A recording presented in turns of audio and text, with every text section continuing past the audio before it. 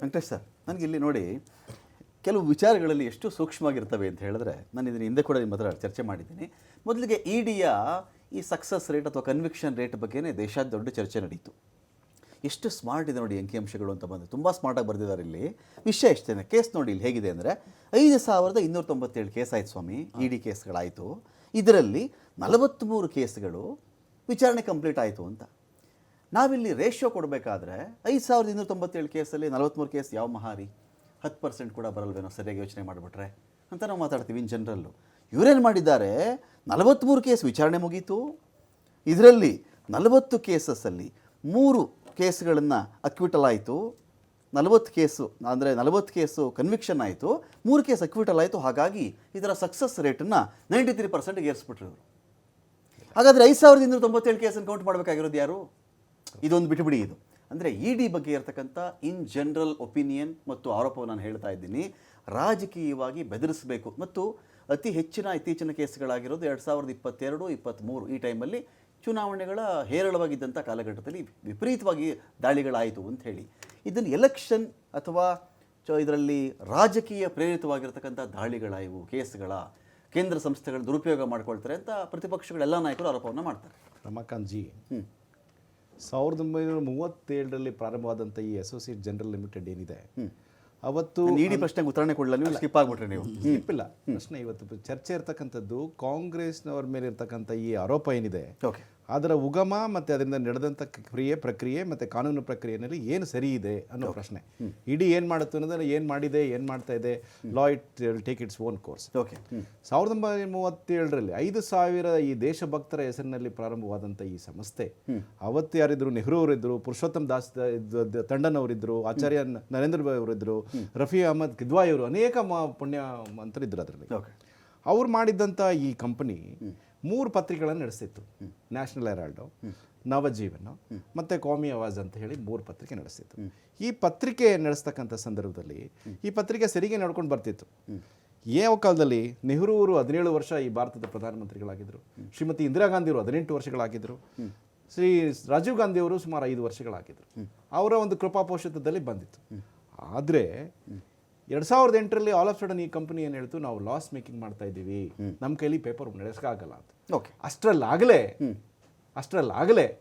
ಸುಮಾರು 1000 ಕೋಟಿ ರೂಪಾಯಿ ಬಾಳೆ ಬಾಳತಕ್ಕಂತಹ ಸರ್ಕಾರಿ ಆಸ್ತಿಗಳನ್ನು ಈ AGL ಕಂಪನಿಗೆ ಕೊಡಲಾಗಿತ್ತು.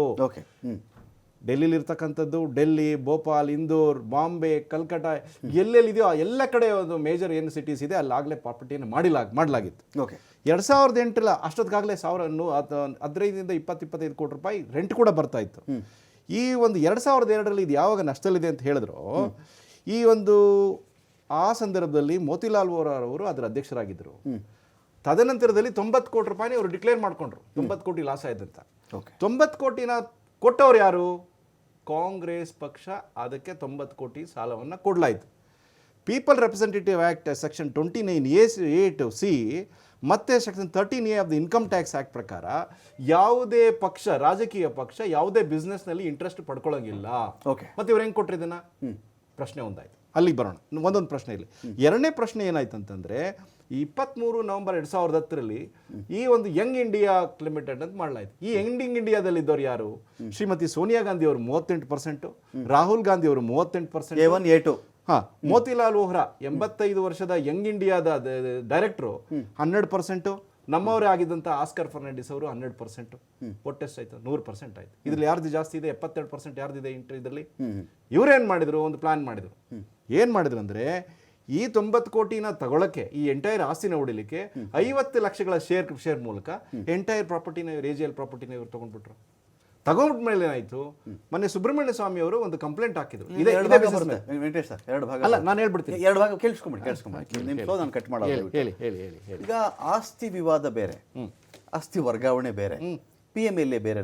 ಹೌದು, ನಾನು ಹೇಳ್ತಾ ಇರೋದು ಎಲ್ಲಿ ಆಸ್ತಿ ವಿವಾದ ಆಯ್ತಪ್ಪ, ಇದೇನು ಆಸ್ತಿ ಬರಬೇಕಾದ್ರೆ ಇದು ಸಾಮಾನ್ಯವಾದ ಆಸ್ತಿ ಅಲ್ಲ. ಇದು prevention of money laundering act.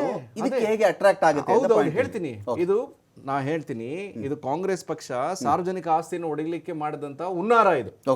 ಇದು ಮನಿ ಲ್ಯಾಂಡ್ರಿಂಗ್ ಬಂದು ಇಡಿ ಅವರು ಬಂದು ಆಲ್ ಆಫ್ ಸಡನ್ ತಗೊಂಡ್ಬಿಡ್ಲಿಲ್ಲ ನಿಮ್ಮ ಹತ್ರ ಬಂದು.